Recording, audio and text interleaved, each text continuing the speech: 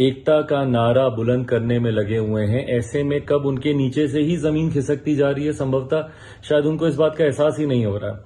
जहां एक तरफ वो विपक्ष के घर को मजबूत कर रहे हैं, वहीं दूसरी तरफ उनके खुद के कुनबे की गांठें यहाँ पे खुलती जा रही हैं। देश में विपक्षी एकता को साधने चले नीतीश बाबू के गठबंधन की गांठ बिहार में ही खुलती नजर आ रही है। हम पार्टी के नेता जीतन राम मांझी के बेटे संतोष मांझी ने कैबिनेट से इस्तीफा देकर नीतीश कुमार को बड़ा झटका दिया है। संतोष मांझी का कहना है कि नीतीश बाबू की तरफ से पार्टी को जेडीयू में विलय कराने का दबाव था, लेकिन किसी भी सूरत में हिंदुस्तानी अवाम मोर्चा का वजूद कायम रखा जाएगा। निर्णय लिया कि हम लोग के लिए बेहतर है कि हम स्वेच्छा से और अलग हट जाएं, ताकि पार्टी का जो अस्तित्व है, हमारा जो घर है, वो बना रहे, बरकरार रहे और गरीबों की आवाज़ जो हमने उठाई है, उस आवाज़ दबनी नहीं चाहिए। इसलिए हमने इस्तीफा देना बेहतर समझा। बाकी आगे की जो बात होगी, आगे की जो रणनीति होगी, उस पर विचार किया जाएगा। हम लोग क्या कर सकते हैं, कैसे आगे बढ़ सकते हैं, कैसे अपने लोगों को आगे बढ़ा सकते हैं।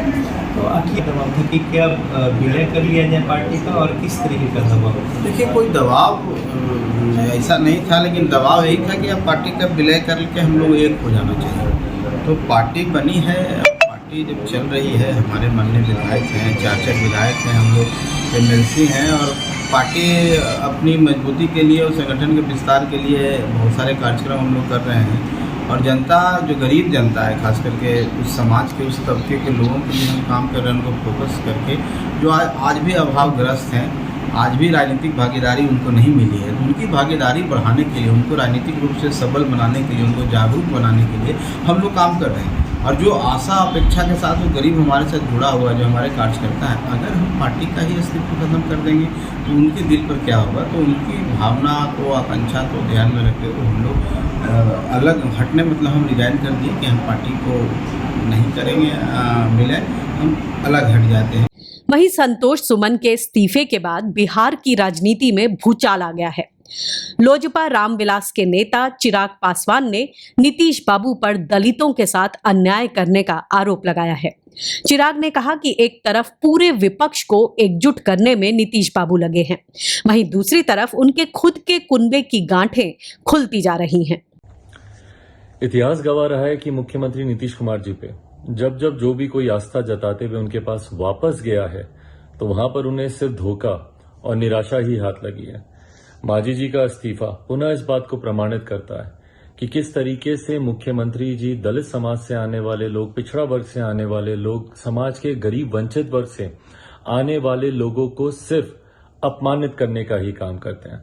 जहां एक तरफ मुख्यमंत्री जी विपक्षी एकता का नारा बुलंद करने में लगे हुए हैं, ऐसे में कब उनके नीचे से ही जमीन खिसकती जा रही है, संभवतः शायद उनको इस बात का एहसास ही नहीं हो रहा। जहां एक तरफ वो विपक्ष के घर को मजबूत कर रहे हैं, वहीं दूसरी तरफ उनके खुद के कुनबे की गांठें यहाँ पे खुलती जा रही हैं। बहरहाल ये शुरुआत है मुख्यमंत्री नीतीश कुमार जी के नेतृत्व को अस्वीकार करने वाले स्वरों के उठने की। आने वाले दिनों में संभवतः कई ऐसे और दल होंगे जब जो व्यक्ति अपने खुद के घर को नहीं संभाल पा रहे हैं। ये तो उन्हीं के ही घटक दल थे ना, इतने समय से, लंबे समय से उनके साथ में थे।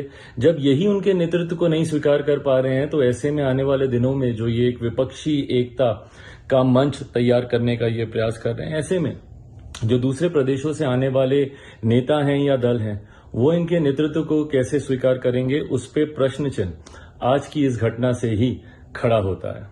जीतन राम मांझी के सरकार से अलग होने के फैसले से नीतीश बाबू की छवि को गहरा धक्का लगा है। साथ ही ये संदेश भी पूरे देश में गया है कि नीतीश बाबू को छोटे दलों का अस्तित्व स्वीकार ही नहीं है। ऐसे में कई दूसरे छोटे दल नीतीश बाबू की मुहिम से दूरी बना सकते हैं।